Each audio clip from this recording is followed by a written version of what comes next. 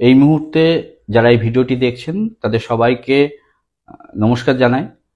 আপনারা জানেন সংগ্রামী যৌথ মঞ্চের পক্ষ থেকে 2016 প্যানেলকে কেন্দ্র করে যে মামলা দায়ের করা হয়েছিল সুপ্রিম কোর্টে, মূলত আমরা 4টি ক্যাটাগরিতে এসএলপি দাখিল করেছিলাম, গ্রুপ সি, গ্রুপ ডি, 9, 10 এবং 11, 12 জন্যে। সেক্ষেত্রে আমাদের দুজন এওয়ার ছিলেন, একজন চন্দ্রশেখর চক্রবর্তী স্যার এবং দ্বিতীয়জন ছিলেন জয়দীপপতি। গ্রুপ সি এবং গ্রুপ ডি দের জন্য ছিলেন জয়দীপপতি এবং 9, 10, 11, 12 এর জন্য ছিলেন চন্দ্রশেখর চক্রবর্তী স্যার।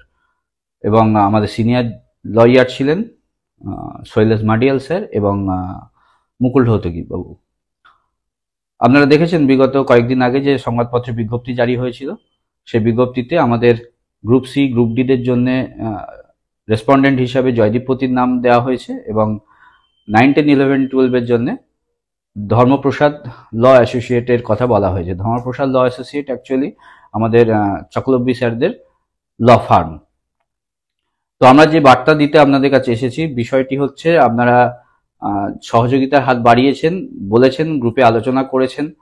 তাই আমরা যে সিদ্ধান্ত নিয়েছিলাম, আজকে রাজ্য কমিটিতে আলোচনার মাধ্যমে আপনাদের সিদ্ধান্ত জানাচ্ছি যে দ্বিতীয় যে এসএলপি দাখিল হচ্ছে এবং দ্বিতীয় যে শুনানি রয়েছে 16 জুলাই, সেই 16 জুলাই আমরা নতুন এওয়ার যেমন নিয়োগ করার চিন্তাভাবনা করেছিলাম, সেই সঙ্গে নতুন সিনিয়র লয়ার তা আপাতত আমরা নিয়োগ করছি। সিনিয়র লয়ার হিসাবে কে থাকছেন এবং এওয়ার কে থাকছেন তাদের নাম এই মুহূর্তে আমরা ঘোষণা করছি না। আর আরেকটি বিষয় যেটা আপনাদের সামনে তুলে ধরতে চাই, 2016 প্যানেলকে কেন্দ্র করে যে দ্বিতীয় শুনানি 16 জুলাই রয়েছে, তার আগে আমরা আপনাদেরকে জানিয়েছিলাম, আপনাদেরকে সশরীরে আপনাদের সামনে সমস্ত তথ্য তুলে ধরার জন্য আপনাদেরকে সংগ্রামী যৌথ মঞ্চের অবস্থান মঞ্চে আসার জন্য আহ্বান জানিয়েছিলাম। ডেট দুটি বলেছিলাম 30 এবং 30শে জুন এবং 7ই জুলাই। তো আপাতত আমরা আলোচনার ভিত্তিতে 7ই জুলাই সিদ্ধান্ত গ্রহণ করা হয়েছে।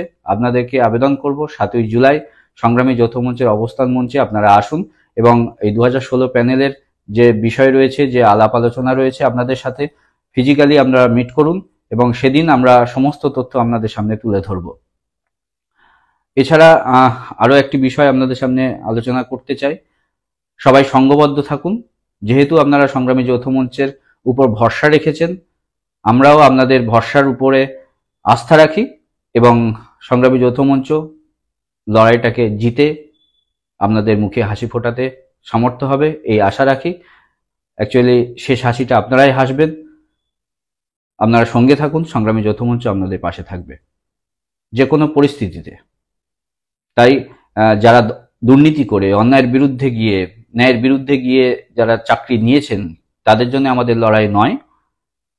যারা স্যাগ্রিগেশন লিস্টে আসবেন, যদি আমাদের কোনো ক্যান্ডিডেটের নাম সেখানে আসে, তার বিষয়ে কিন্তু আমরা ভাবনা চিন্তা করব, তিনি আদৌ কতটা যোগ্য, তারপরে আমরা সিদ্ধান্ত নেব।